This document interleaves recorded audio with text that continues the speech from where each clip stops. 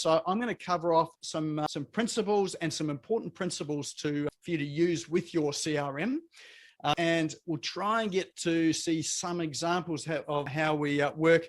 But, if it's something that you think you may be interested in more, we could possibly do another intensive sort of session or some sort of masterclass in setting up your CRMs. But hopefully this is enough tonight to get you started and get you sort of going with some things to help to automate and systemize things.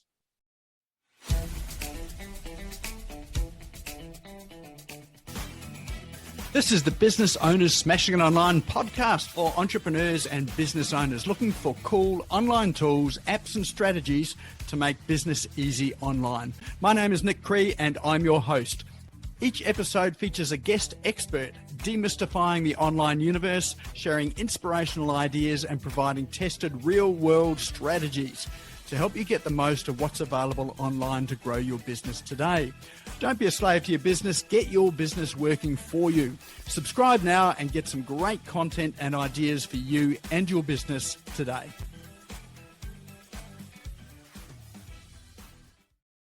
All right, well, let's move on in to our main presentation tonight.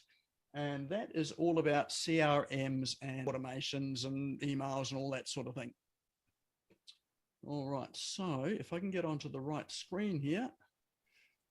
All right, hopefully you can see my screen that says the secret to setting up a CRM to automate marketing, lead generation, systemizing processes. Just give us a thumbs up to let us know you can see that. Great, thank you. Awesome. So what I'll do tonight is I've got some information that I'll share and talk about. I'm going to open up my CRM system as well, so you can see inside the CRM system as well to see how we use it practically. We've really only got about 50 minutes with this, so I'm going to cover off some principles and some important principles for you to use with your CRM, and we'll try and get to see some examples of how we work. But, if it's something that you think you may be interested in more, we could possibly do another intensive sort of session or some sort of masterclass in setting up your CRMs. But hopefully this is enough tonight to get you started and get you sort of going with some things to help to automate and systemize things. And feel free, if you've got any questions on the way through, I'm more than happy for you to interrupt me. So unmute yourself, interrupt me and ask. If we can make it some more workshop style, that's probably going to be more valuable. And particularly if I'm giving you ideas and content that is helpful to your own contexts as well. All right, so first of all, what is a CRM? So actually, why don't we get some ideas out from people here?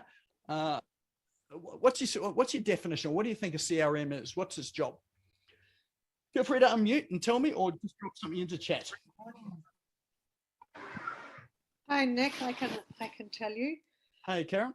Goes back to when I first went computerized, actually, and I was looking for how to computerize my business, how to leverage my business. So a CRM it stands for a customer relationships manager, and it helps you to develop and keep details to develop relationships and nurture your customers with all the data that you save on them in one place, and gives you the ability usually to email them out and promote and nurture them as well.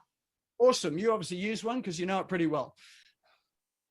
Yeah, it's been as I say, back in the, 80s or 90s, I started using the CRM, looking for them. Yeah. So they have been around for a long, long time, and I used them back in the 90s and 2000s as well too. We had desktop applications back then. For those that remember, one called ACT. ACT was a CRM system which was very customizable. We ran a finance business on that there. And it was probably the most important tool that we had for managing clients and growing our business. So a lot of people think a CRM is just really a fancy emailing system, and it is. But a good CRM can help you run your business. It can save you time, save you money, and help make money and help improve customer relationships and really drive some of the critical process in your business, as well as keep a history of what your clients have done, your interactions with them, and what they purchased, and give you some way of measuring who are your best clients and who are your your worst clients. So they're a very powerful tool. Back in the 90s and 2000s when I was using ACT, that was very powerful. But these days it's just come so much further, and you can do so much more with it, which is what we'll talk about tonight. But really the question is, why a CRM?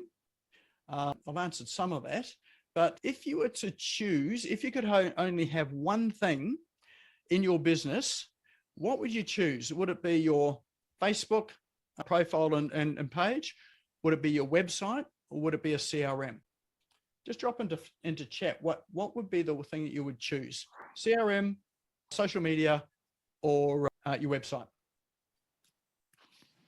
All right, got one vote for CRM, got a vote for website, CRM, website. Oh, we've got CRM and website coming pretty close there.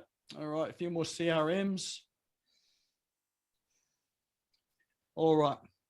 So yeah, quite a few votes for CRM. If I was starting business from scratch today or tomorrow, the first thing I would invest in is a CRM. And the reason for that is that a CRM, customer relationship management tool, is really your outbound communication tool to anyone in your list, basically. So a CRM is where you store people's email addresses, names, and details. Now, with a website, that's a one-way communication. Often it is, done right, it can be two-way, but people go to your website, they have a look around at the information that's on there, then they decide whether they want to contact you and do business with you or make an inquiry. But you've got no way of communicating back with them unless they've communicated with you in the first place. A CRM allows you to be in the driver's seat with so that if you want to send out a message, or you've got a program that you're running, or I don't know, Facebook challenge, or you've got some specials you're running out, or you just want to ask a question or sort of send a survey out, having a CRM means that you've got a process to be able to email out people in a safe and effective manner to start to get some of that information in. And I know that when I used a CRM back in the 90s, there was one email that I used to send out, which was a one-line email that every time I sent it out, it would generate a minimum of $20,000 worth of business for us. So anyone, I've talked about this before, anyone remember what that one-line email said? Yeah, I do. I wrote it down actually somewhere, Nick, on my notes, because I use my notes for everything. And it was just something like, hi, I was thinking about you, wondering how you were doing. Or something like that, just like checking in, thought about you, wanted to send you an email to say, hi, how you doing? Yep, that's exactly it. So we had about 8,000 subscribers on our list back then, and I used to send that out to all 8,000. And it was just a, hey, Karen, how's things going? Haven't heard from you for a while. Just checking in to see what's up. Regards, Nick. That was it. And how would you think that would generate $20,000 worth of business? Why would that generate that sort of business? Yeah, because it's so non-confrontational and it's so non-salesy, and it's actually a really genuine kind of, it comes across as a really genuine kind of, I really want to know about you or how you're doing. Yeah. Yep.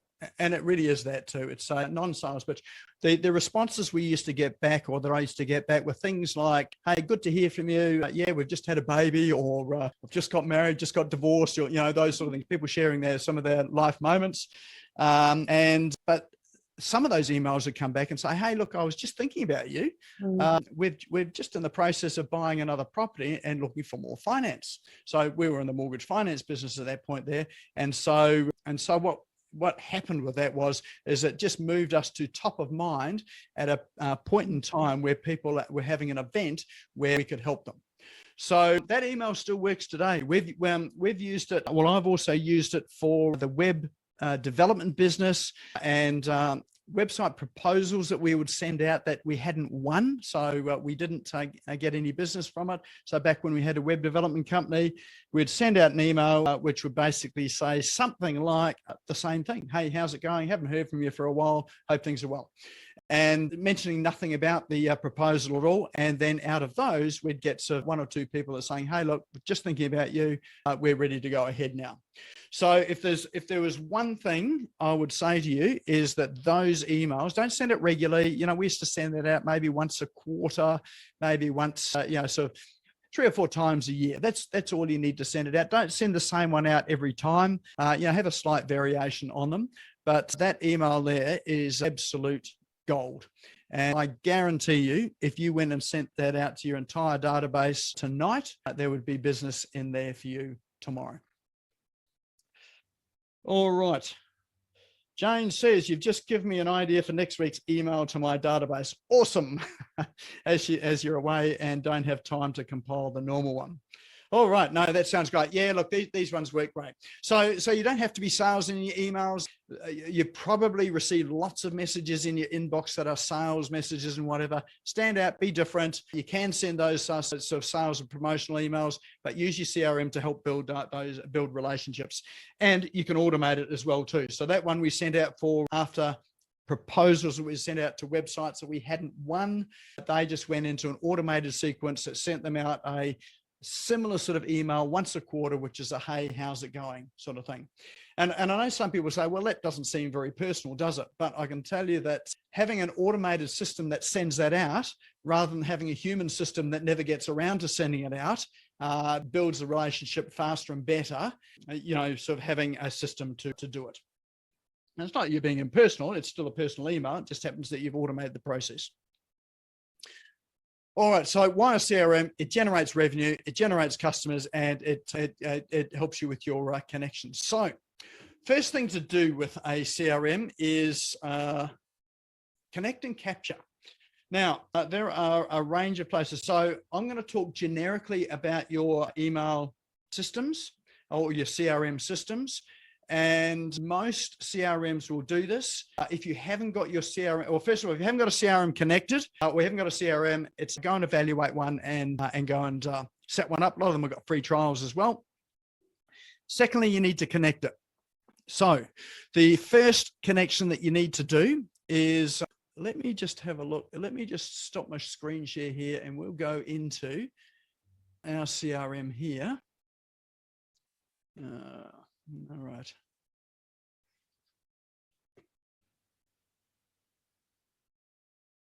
Here we go, this one here.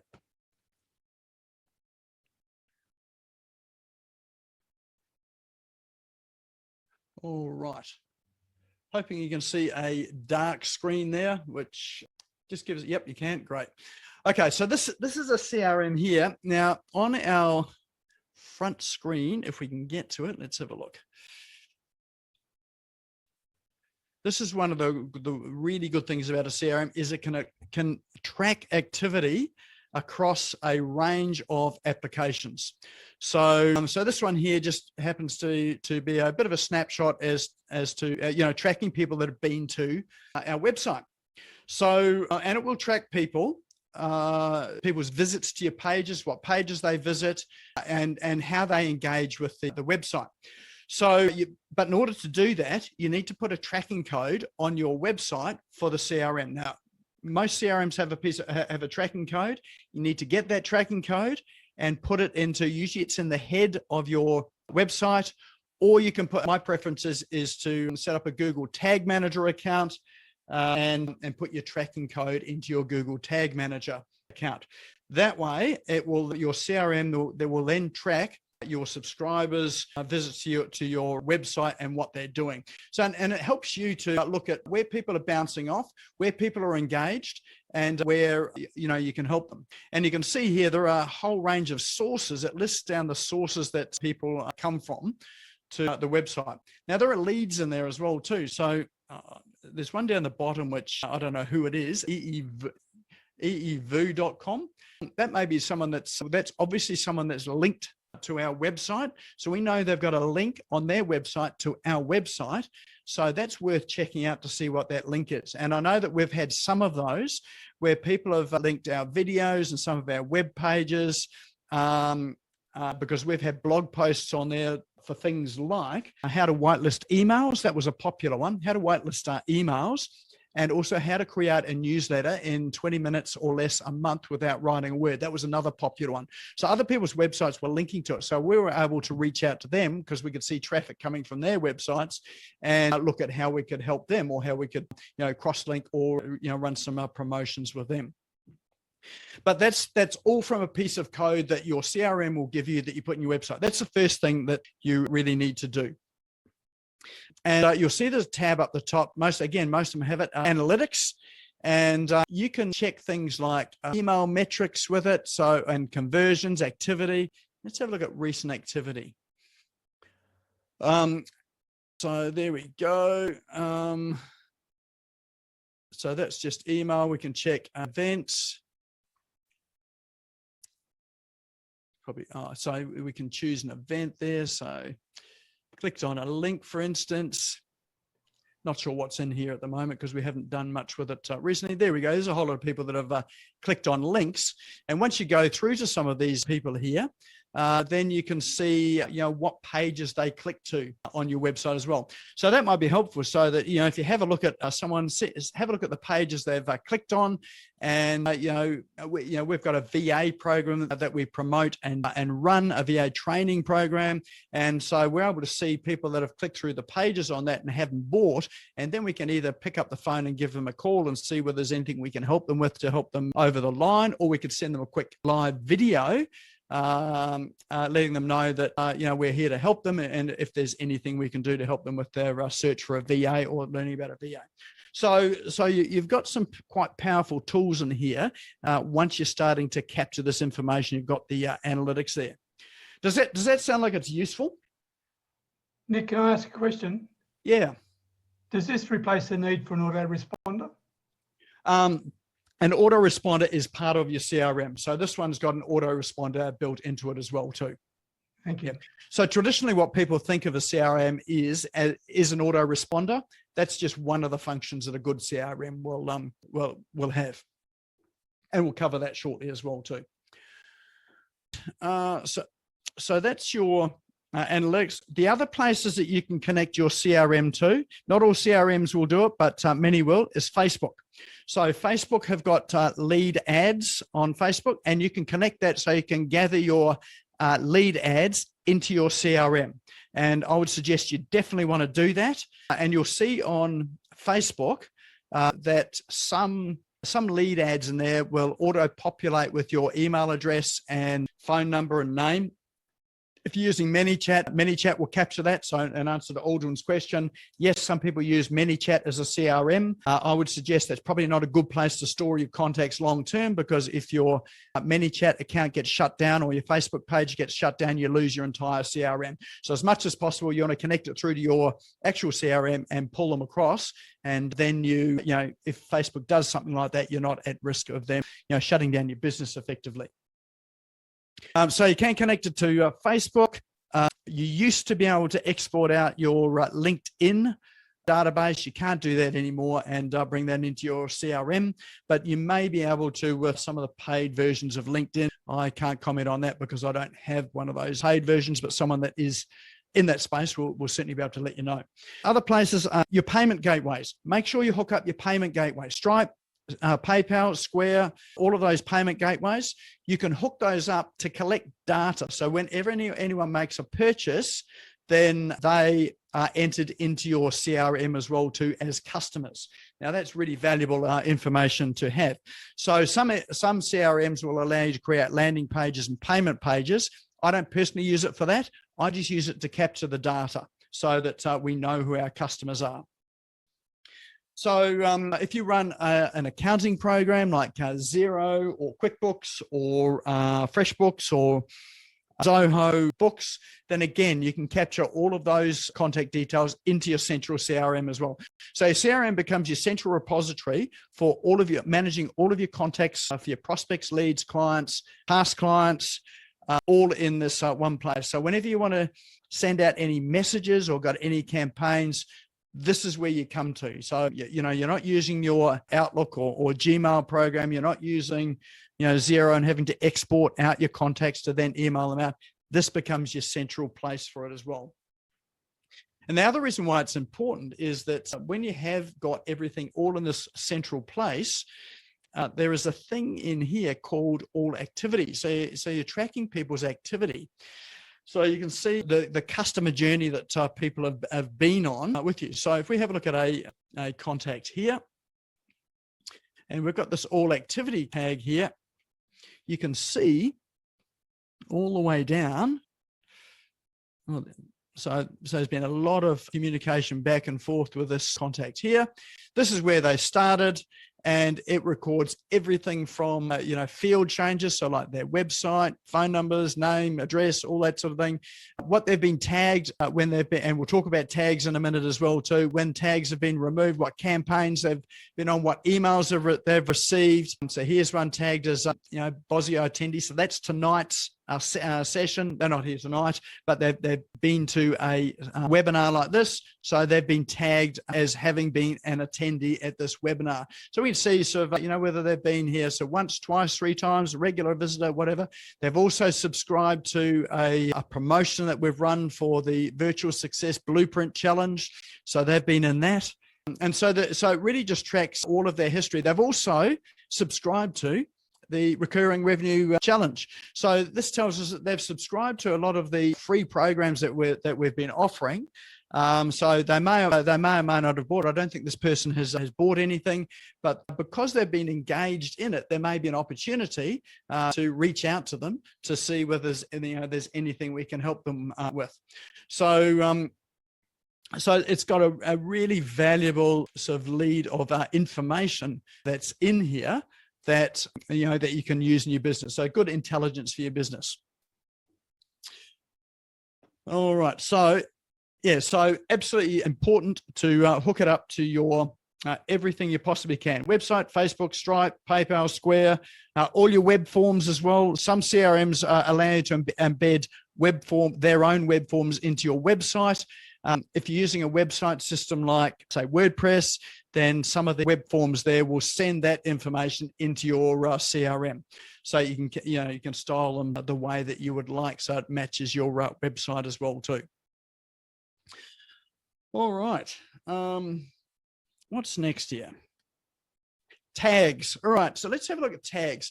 So I'm going to run through a number of things in most CRMs that are useful to have. Now, tags are ways of moving people through a customer journey in your CRM. So I've got a set of tags that we use predominantly, and we have a set of tags for, let's go back to people and I'll show you this. And this is one thing that I think that if you just do this one thing in your CRM, it'll help you to manage people and your contacts a lot more effectively and send them messages that are more relevant to them.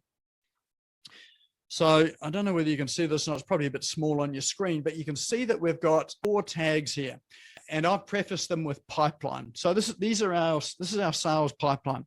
So we've got pipeline lead, pipeline partner. Yeah, we've got partner in there. We've got 5 of them, but the primary ones are lead, prospect, client, and past client. Also got partner in there for people that we affiliate with as well too. The ones that you just need are lead, so a pipeline for lead, prospect, client, and past client. So you should make sure that you have all of those 4 tags set up in your system, and that everybody that enters your CRM is assigned one of these tags. So the reason why I've got a partner tag in there, and you could add that in as well too, that's for our strategic partners. So for people that, for instance, that are guest speakers on this webinar, or ones that we are running joint promotions with, or that we've got an affiliation with, they will become a partner. They're not really a lead or a past lead or a client at all, but they're a different type. So anyone that comes in on, say, a web form, would be, or say through Facebook by subscribing to your Facebook group through that thing called group leads, they would come in as a lead. So everyone would enter as a lead. Anyone that's expressed an interest, your products, processes, products and services, they've requested a download, subscribe to your newsletter, filled out your contact form to make an inquiry, phoned you, they would become a prospect. And so when they become a prospect, you would add the prospect tag and you would remove the lead tag. So they can only have one of these 4 tags. When they buy something from you, they become a client. And when they've sort of moved all the way through and are no longer a client of yours, then they become a past client. So everybody in your CRM needs to have one of those tags. So that's the first thing. Then the rest of them, I would say, is that you need to have a naming convention for your tags. So I've been into some people's CRMs and they've got over 1,000 tags in their CRMs, and it can become quite cumbersome to manage. So, and it's a bit like a book. At the front of the book, you've got your table of contents. At the back of your book, you've got an index of terms and words. So tags are a bit like that index. So it's a way of being able to sort of find people quite finely and move people through a customer journey. So you'll notice here that in terms of naming conventions, we use pipeline for our sales pipeline. We use list : so anyone that's come into our CRM from a list, like they've downloaded something, they've been to a landing page to get something, then they all have this preface list : and our format is capital letters for where they come from, or for the grouping. So like list : is in capital letters, and then the rest is in title case. So you can see we've got list contact. So that means someone has come through to us by filling out a contact form. Got another one here, list Facebook challenge VA guide. So they downloaded the VA guide from our landing page. So that's a good way to sort of keep track of it. And the reason why we segment it with things like list, pipeline, product is it makes it easy for us to refine, filter, and search when we're looking back through some of our programs. We've got finance for people that are on finance plans with us. We've got products. So if people have bought a product from us, then we've got them in as a tag in the product. And then we've got sources. We get some leads from a number of sources. So not only from our website, might have been at a networking event. So I've got one here, source business card received. So whenever we receive a business card, they get entered into our CRM, and an email goes out to them, say, hey, great to meet you at whatever the event was. And we can add some personalization into it if there's anything we spoke about in the conversation. So that's the first way to connect. And in that, we say, here's a little bit about what we do. You're more than welcome to come along to a free event that we run called Business Owners Smashing It Online. Here's the link to it. Don't feel obligated, but if you'd like to come along, feel free to. So so there's a source. That's a business card we've picked up. We've got networking events. We've got Eventbrite, Facebook. So what have we got? Facebook. Here we go. So anyone that's come in from that source Facebook, from the group leads extension, they get tagged with that there as well too. We've also got Facebook lead ads. So we tag people so we know they've come in from an ad we've paid for on Facebook as opposed to coming in organically. And so just think about, before you start going wild with tags, think about your naming conventions and how you might group it. It'll make the job a whole lot easier for you in the future. As you can see, how many tags have we got in here? Well, it hasn't given us a count, but we've got quite a few. But it's easy to get up to sort of 200, 300, 400, 500 tags there. Now, the other way you can use tags, and this is really good too, is to help people on their customer journeys. So what you can do is, if someone's entered your CRM because they've filled in a lead form on a landing page of yours and downloaded let's say a lead for a document there, an ebook.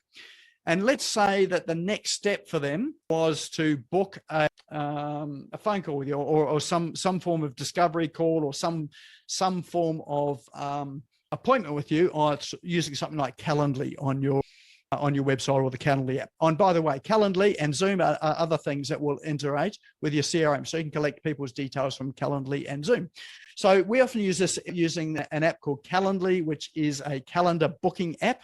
And people can book time with me in that calendar. Whenever anyone books that in, if we send them an email out to say book in from our CRM, they are then in a sequence there which reminds them to keep booking for about 5 different emails, and then we sort of send them the give up email to them. At any time they book, then Calendly sends a message to the CRM to say that they have booked. And then we remove the tag that's in there to say that we're waiting for the booking, and replace it with another tag that says they have booked. So what that means is that we no longer now send them those reminder emails to remind them to book in, because they've already booked. And when they've added that new tag to say they have booked, then we add them to another campaign which says, hey, great, look, I look forward to meeting you. Here's some information to help prepare you for our meeting. So can you see that by... Let me just stop the share here so you're not just staring at my CRM.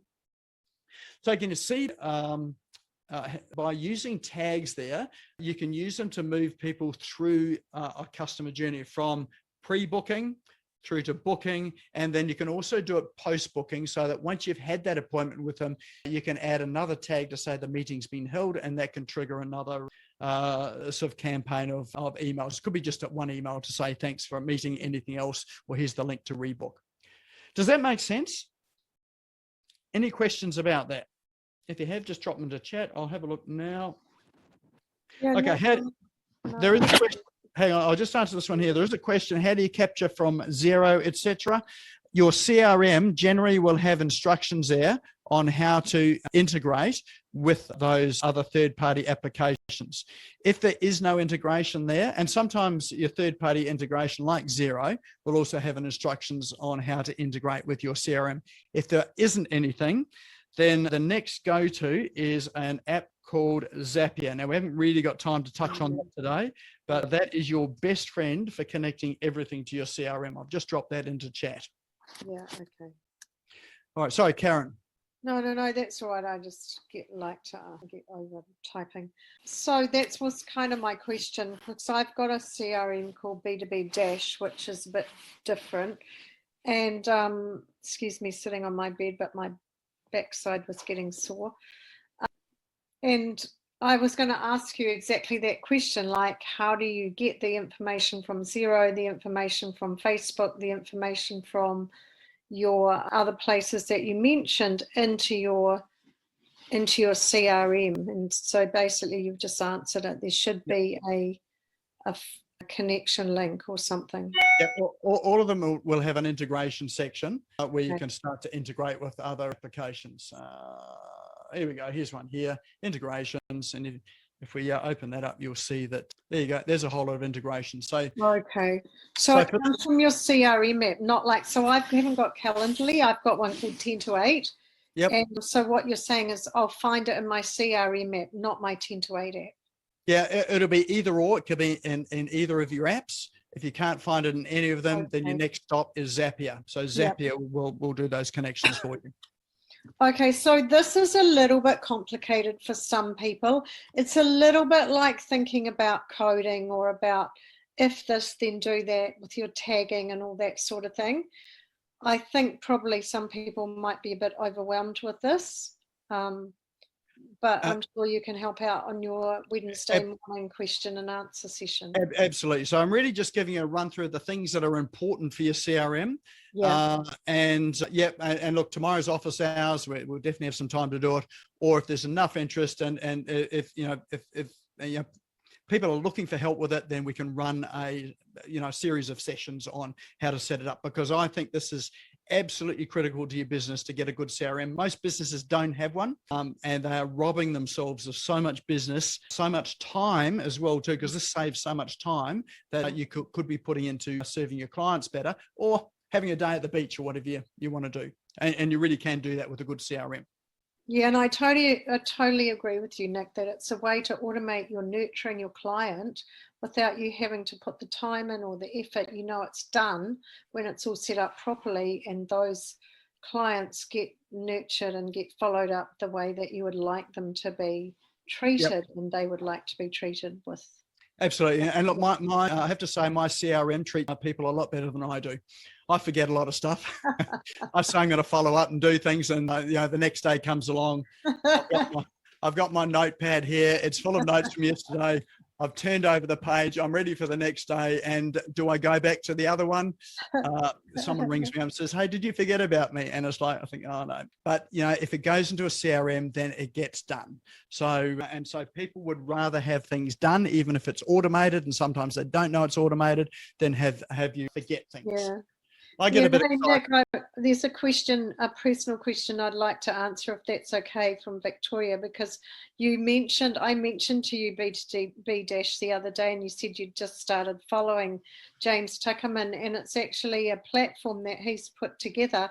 He's a LinkedIn expert, and he does a lot of training on LinkedIn, and he's put together his own platform. So you know how there's ClickFunnels and there's all these different platforms that are CRMs and landing pages and everything else all together. Well, that's what, to answer your question, Victoria, that's what B2B Dash is. It's a platform put together by James Tuckerman that is in competition with all the other ones out there. That's actually very reasonably priced to give you access to do all of that.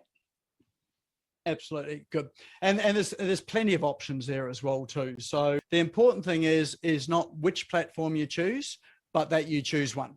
And at the early stages, with your CRM, it's not really going to be that important which one you choose, but it's getting familiar with one. But once your business starts to develop, or you start to use it a lot more, then it becomes more critical what platform you use. Now, I've used a lot of them. And being in the web space, we've integrated a lot of them with our website. So reasonably familiar with quite a few CRMs. So, yeah, and look, it's horses for courses. That a lot of them do the same thing. Prices are different. They can vary wildly. I happen to use one called Drip, which is the one that you've just been looking into at the moment, because it's priced really well and it's got a lot of features in it. Other people I know use HubSpot, Soft, Active Campaign, Get Response, Aweber, that one that you mentioned, Karen, which is a newer one that I've come across. There's a heap of them out there. So, but it's important to have one. Yeah, MailChimp's another one too, Michelle. Do you think, Nick, just saying that it doesn't matter what you use in the beginning, do you think it's also like important to find one you think that's going to keep you going for quite a while? Because is it not quite difficult to change over once you start on one? It is. So, it is better to choose one you're going to be with long term. But I think if you're making a decision, if you can't make a decision which one to go for, which is going to be best for your longer term needs, just choose one today to get you started. And even if you get 2 or 3 campaigns up on it, so you become familiar with how it works, it's easy enough to move 2 or 3 sort of campaigns and systems and export out your database into something that is going to work than to not do anything at all. It's far better to choose the wrong platform and change it later than to do nothing at all today. And a question. Oh, yeah, sorry. Go ahead, Peter. This is a question out of ignorance, but to me, I use Get Response as an autoresponder, but there's no way you can do a lot of the things you just shared on the CRM. There's no way. You can't tag people. You can't get the following up thing there at all. Yeah, look, there are horses for courses for some autoresponders. Drip just happens to be a reasonably powerful one, like Infusionsoft. I think Active Campaign has got that as well. I'm not so familiar with Get Response. It's been a while since I've been in there. I would think that they would have some capability of tagging these days. Maybe I haven't found it yet. Yeah, so you might need to have a look around in there. I know a lot of them have changed a bit and had to come. I know, like MailChimp, for instance, that just used to be a simple email program, but they've been working really hard to bring themselves into the full CRM space as well too. So maybe just have a look, Peter, and see if there's something in there. Okay. Yeah. Thank you. If you can't find anything and reach out, ask me a question, and I'll be able to find it. Thank you. Hey, Nick, you've got a client here. Dougie says, who can I hire to do this for me? And someone else wants another session on it. I'm just reading your messages. Yeah. All right. Well, we'll think about putting it together another session, a more hands-on session where we can get into the CRM and you can actually do some things. All right, let me just carry on now. So we've already just touched on tags. There's 2 other things that I really do want to touch on, and that is campaigns. So let me just share my screen again if I can find it. So campaigns are what you would be familiar with as a CRM. So this is your autoresponder. part of the CRM. So if we have a look in here, automations, we go down to campaigns. Now, campaign, simply put, is a series of emails. So, and the way that works is someone subscribes to, let's say, download an ebook from your website. Their email address goes into your CRM. They get tagged as being someone that has gone onto the list to download your ebook. When they've been tagged, that then triggers a campaign. Here's one here, Google Exposure Guide. That triggers a campaign, which then sends out an email. First of all, the first email probably is the delivery of the ebook. So that's this one here. How's your Google Exposure Guide? And then the next emails following up are follow-up emails, which then would lead them through a path to possibly or probably buy one of your programs, courses, or take them to the next stage, being on their journey as a customer of yours. So but the way this works is that your first email goes out as soon as they're tagged in your database, which basically means as soon as they hit the submit button on your website or on your landing page, they get this email is triggered and it goes out. Then a day later, which is what it happens to be in this one here, they get the next email. And then the following day, they might get the next one. And then the following day, they get the next one. So what to put in your emails, that's a different discussion altogether, but this is just really the mechanics that you can send out these automated emails so that anyone that enters and downloads an ebook, everybody goes through that same journey. So it means there's a predictable pattern to it. Everyone gets the same information. And out of it, you'll get a certain percentage of people that either ring you, inquire further, buy something, join you, or become part of your program. And that's pretty much how we run our business here, is that a lot of our stuff just happens by automated emails. The email that you get on Tuesday morning and Tuesday afternoon for this webinar, that's part of our automations in here. If it was left up to me to do, I would probably forget it and you wouldn't get the email. And I wonder why no one sort of showed up here. So it just really helps to run your business. Okay. And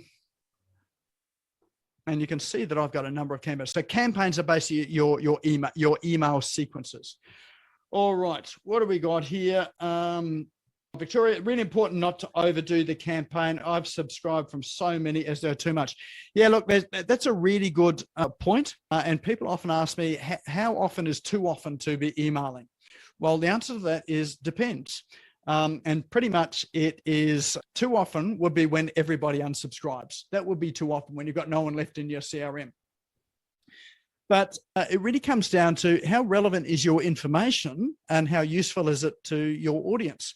So I'm like Victoria, I've subscribed to heaps of campaigns. I subscribe to lots of things and I unsubscribe from lots of things as well too. So just remember that when people do unsubscribe, there's nothing personal about it. It's just they don't want this information anymore. So it's not a personal thing. But I also subscribe to people who send me emails every single day. Now, I know some people think, well, isn't sending an email every single day overdoing it? But it's not if it's relevant. So I pretty much read about 90% of those emails that come through from this person that I've subscribed to that sends me an email every day. I read most of them. Why? Because they're highly relevant. Most of them are not sales pitches. Sometimes they've got affiliate links in it, which I'm okay with. Most of the time it's I look forward to these emails. And I think probably the reason is because they're not salesy. They're more relevant to what I'm interested in. If you're being sent sales emails all the time and send that every day, that might be overdoing it. But having said that, how many people here get a email every day from a place like Kogan or Catch or some of those large e-commerce stores? Some of them will email you, or Dick Smith's, I think it is now. Some of them will email you once or twice a day, every day. So I haven't unsubscribed from those. I don't read most of them, but occasionally I'll pop in if I see a computer monitor pop up, funnily enough, I go and click on that one and have a look at the news of 40-inch computer monitor. So there is no sort of formula as to how much is too much or too little. It really just depends on who your audience is, what you're communicating, how often people want to hear from you, how relevant it is, whether you're selling or providing information, where they are on the customer journey, whether it's part of your onboarding sequence. So, there's a lot of decisions that go into that as well. I would say if you're not getting unsubscribes, you're not emailing enough. So you should expect at least some unsubscribes. All right. Now, the next one is my shoes emails. Shoes emails gets my attention every time. Yeah, it doesn't get my attention, but I can see how it would for you, Jane. Mind you, if they had funky men's shoes, it probably would. Okay, so the next one is, I think Moana was just asking about workflows. All right, so workflows, this is really the central place where everything happens in your CRM. So generally, not always the case, but I will generally use a workflow to kick off an email campaign. So let me just find one here. Here we go, VA video mini course. I think that's one.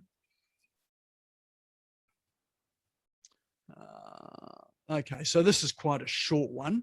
So this is a workflow. Let's see if I can make that bigger.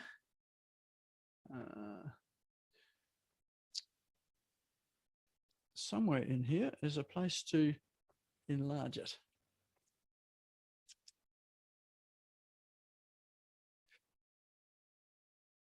It used to be, but I can't find it. And here we go. Let's work with this. All right, hopefully you can see that a wee bit better. All right, so this one here is when someone fills in a lead form on my website and they get applied a tag called, for this one here, they bought a product. So they bought a product called the VA video mini course. So when they bought it, we know that they bought it because two things have happened. One is they've filled out the checkout form on the website, and two, we've got a notification in from Stripe, which is the payment gateway, to say that they've bought it. Those two things happen. They get signed this tag, product, VA video mini course.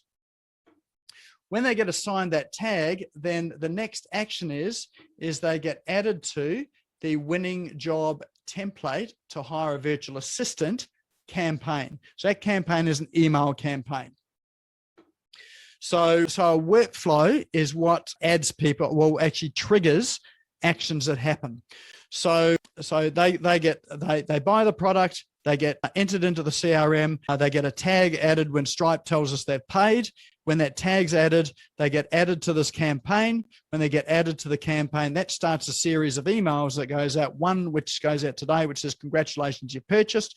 And then we've got a series of tutorial emails that go out every day after that until they've finished the program, which I think is about a 10-day program. So what we could also do here is that we could say, well, look, once they've finished this, let's do another action. And so we're going to perform another action.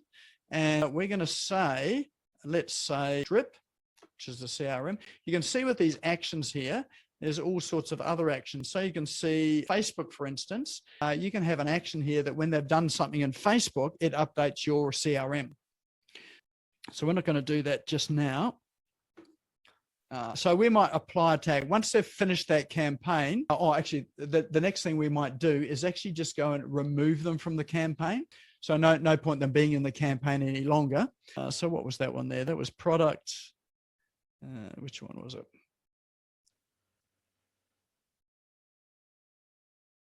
I can't remember which one it was. It was this mini course, that one there. So we could say, let's remove them from that campaign once they've finished. And then we can do things like, let's perform another action and we are going to tag them. So we're going to apply a tag and say, so we could have a tag there that they've finished the course. I don't have one here at the moment, but we could say that they've finished the course. So, and then what you can do is you can also have another tag which says remove the tag that entered on. Again, we're not going to do it with this one because we want to know that they've actually purchased this product. So you can have some quite complicated things where you move people from one tag, they complete a campaign, you remove that tag and add another tag to them to say they've completed it. And so it helps you to understand what sort of journey people have been through, in your system. Or once they've finished this campaign, you could then add them to your general nurturing campaign or your general newsletter campaign. There's another thing in here too, and some of your CRMs will have this as well, where you can have a goal. So let's get rid of this one here. So let's say we've got a goal here. So let's say we've got a campaign here that is, say, 10 emails, and the purpose of this campaign is to get them to enroll in a program, for instance, a paid program. So what we want to do is we might have a campaign here, that's a goal here that says, where are we? Stripe. So we can have a trigger so that if they've made a payment on Stripe, so this one here, we've got a charges has succeeded. We can update the trigger. And then, so if they get to the point where they've paid for it, so they've got to it before they've finished their campaign, then we're going to take an action where we're going to say, we're going to remove them from that campaign. So we're going to remove them from that particular campaign and update that. And then we can add them to another campaign, which is for someone that's purchased the product. So what that would do is that this campaign that they were on initially to get them to buy, if they've bought partway through it, there's no point them receiving the rest of the emails. We stop them at that point there. So that's what the goal does. It stops them getting any more emails in that campaign. And it then moves them on to another campaign, which is for delivery of the program or the product that they've bought. So can you see how useful that might be in your marketing and when you're using your marketing to make a sale or enroll people on a program?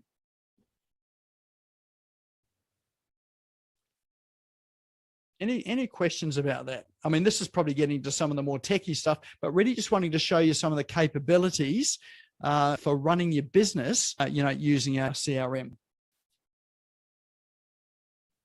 Okay, Moana asked, what about using a workflow from Calendly? It seems to be a new thing. So yes, so Calendly has moved into semi-CRM space where they have workflows as well too. So Calendly has workflows where you can do some of these things that I've showed you in a CRM. So look, you could choose to do that in Calendly and just have your end result being tagged into your CRM. At the moment, I still use my CRM to do it because I've got all of those automations already set up in my CRM. All right, what else have we got here? Aptivo, yeah, Aptivo is another CRM as well too. Oh, and of course, Thomas, who's on here as well, has developed a CRM. Actually, I'm really interested in checking that out as well too. I think you're a brave man developing a piece of software. That takes a lot of time, money, and support for that. So well done on that. All right. Okay, there's always three ways to do things. Absolutely. Yeah, so my way is only one way. In fact, in a CRM, the ways I'm showing you to do things in a CRM, you can accomplish this in a number of ways too. So I'm just showing you a path and a process that I use. All right. Any questions about that there in terms of workflows or anything so far? All right. Hopefully you haven't all glazed over sort of your eyes at the moment. All right, the last part of a CRM I'm going to show you here is another one which is also very powerful, and that is rules. Now, rules are things that are not necessarily emails that go out, but they can include emails. And they're not sort of workflows from, for managing when people subscribe to things and having campaigns going, although it could as well too. But here's an example of a rule. So here's a rule that I've set up. So remember I said earlier on that I've got 4 tags, a tag for a lead, prospect, client, and past client, and that we only want one of those tags applied to a client at any one time. They can only have one of those tags. So the way that we ensure that happens is that we use rules. So for instance, if someone's been applied a client tag, so how they get to be tagged a client in our system is if they've purchased something. So anyone that purchases something, So on our checkout page on our website or through Stripe or PayPal, if information comes into our CRM for a purchase, those people are automatically tagged as a client. Now, it's likely that that person is going to have a tag of lead or prospect at the time or before they become a client. So what a rule does, here's an example of a rule here. So it says that when someone has applied the tag pipeline client, what's going to happen? Well, over here it says that we're going to remove the tag pipeline lead, and we're also going to remove the tag pipeline prospect. And we're also going to remove the tag pipeline past client. So if someone's tagged as a client and it finds any of these tags, then it removes it. So the only tag that is sitting against that contact is the client tag. That makes sense? And similarly, for things like prospect. So a prospect, someone who becomes a prospect, before they become a prospect, they're generally tagged as a lead. So, oops, here we are. We want this one. Here we go. Not that one.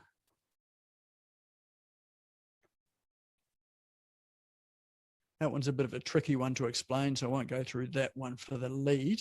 But prospect, for instance. All right.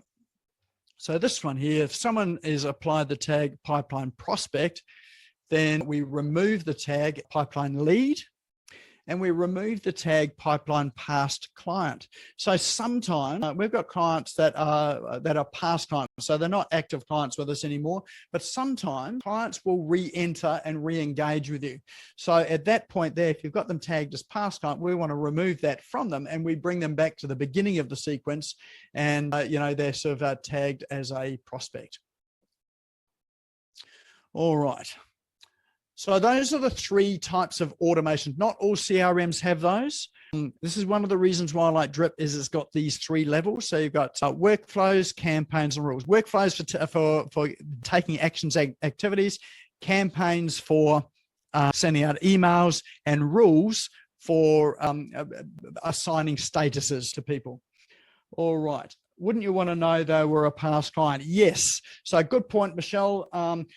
We would want to know that someone was a past client. So that's why, so even though you remove the tag from someone, let's say they were a past client and they became a prospect again, and we've removed that tag, it's stored in their history that one, they've been applied the tag past client at some point in time, and that they've also had it removed as well too. So you can always go back through the history and see what their journey was. So yeah. All right, any other questions? Okay. All right, a couple of other things I'll run through. Broadcasts. This is probably a function, all CRMs have this. If you write email newsletters, this is your email newsletters will go out by broadcast. Or if you're wanting to send an email out to all of your database or a segment of your database, then you would use broadcasts. So if we were to create a new broadcast here, for instance, assuming my internet's going to keep up with it. All right, let's just start. Let's create a newsletter, for instance. And some email provider or some CRM providers will have templates there for you to use. Some don't. Drip just happens to. Oh, my mouse has stopped operating. But I would also suggest that you craft your own templates as for use as well too. The other thing too is don't always use templates. Sometimes it's better to use an email that looks like an email. So a lot of them will have just an HTML email. So a lot of emails that I send out are just like it's come from my email program, an HTML, just a standard text email. The reason why I send those out is that they get a higher open rate and people are more likely to read them. If they've got images in it and are formatted really nicely, they look like an advertising piece or a newsletter. And so the readability on those sometimes goes down. So don't be concerned if you're sending out emails that are not pretty. So they don't have to be pretty and look like a website. All right, so you can create your email, and then they've got things called segments. So this one's got segments. What have we got? So we can choose our own segment, and I might say that I'm going to include everybody. So here's where your tags come in use here. Everybody that has this tag, and let's say they've been to this event here. So we can then go and view it. And it will then create a segment. So we've got 597 people in the segment. So it's just filtered through everybody that's tagged with that particular tag, and we can send them a newsletter which is directly relevant to what they might be interested in here. And then you can go and create your email. So when you do that, that's a simple way of just using either a template or just a text email. And one of the nice things I like about Drip is that it allows you to send 2 versions. So you can split test your emails as well too.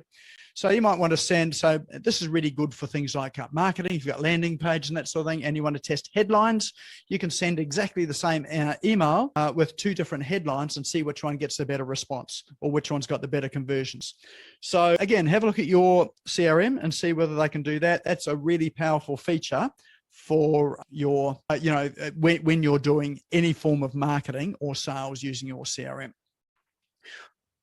All right, well, look, that is a fairly broad brushstroke with some detail in it about, how to use a CRM. So hopefully that's been helpful and not terribly confusing. It sort of hasn't really been a masterclass, hasn't gone into it in any depth, but it hasn't really glossed over it. I just wanted you to see some of the capabilities that exist in CRMs today and how important it is for you for business.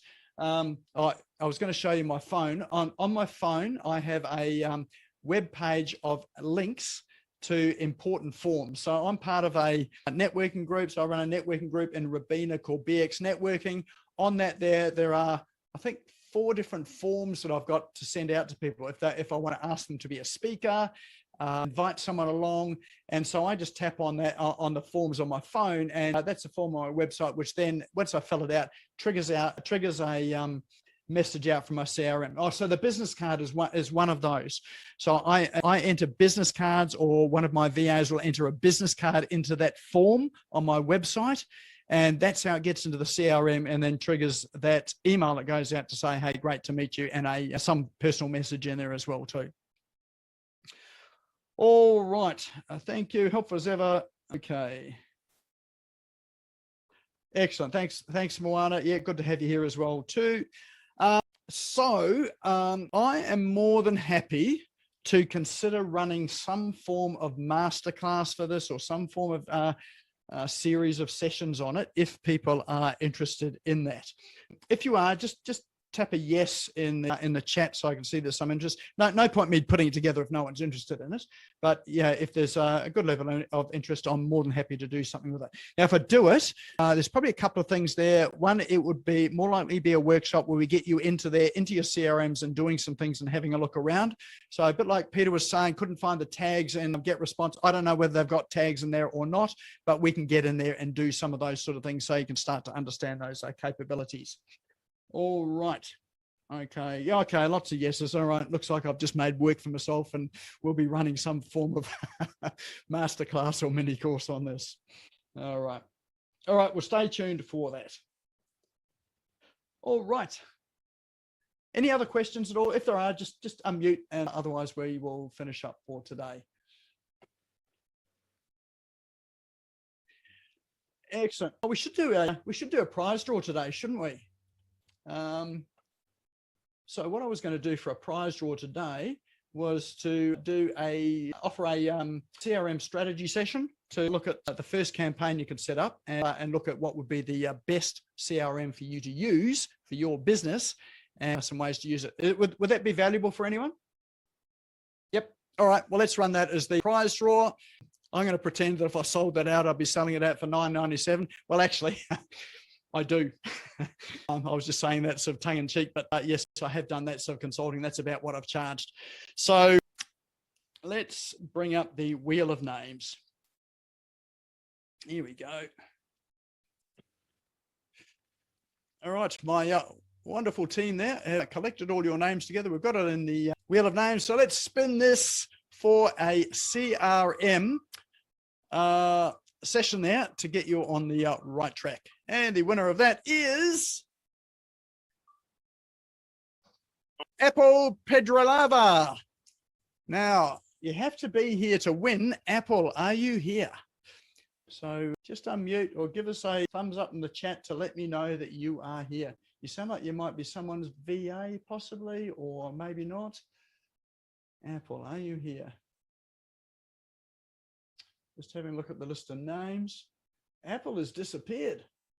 She's not here. All right. So that means we redraw it again. All right, let's spin the wheel again.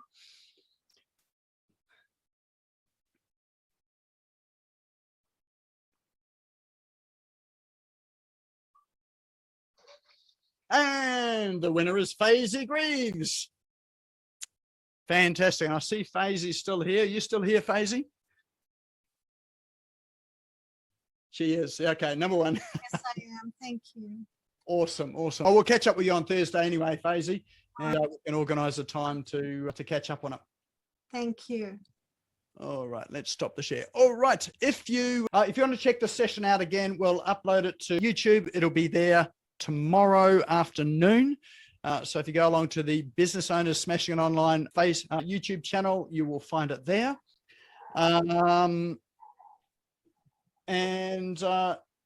Tomorrow we've got so the link for office hours is in the chat now. So office hours is tomorrow at 10 o'clock Australian Eastern Time. So what's that? 9:30 if you happen to be Central. 8 o'clock of 8 o'clock if you're over in Western Australia. 12 o'clock if you're in New Zealand. Just working through my time zones. You're welcome to join us. It's a no agenda a conversation. There's no speaker. There's no agenda there. Bring your questions, bring something for discussion. We always have a good discussion there at office hours. So the link for that is in chat. So feel free to click on that and come and join. It's on Zoom, so you don't have to get out of bed or change your pajamas or anything like that. Just bring your coffee. That's all we really need.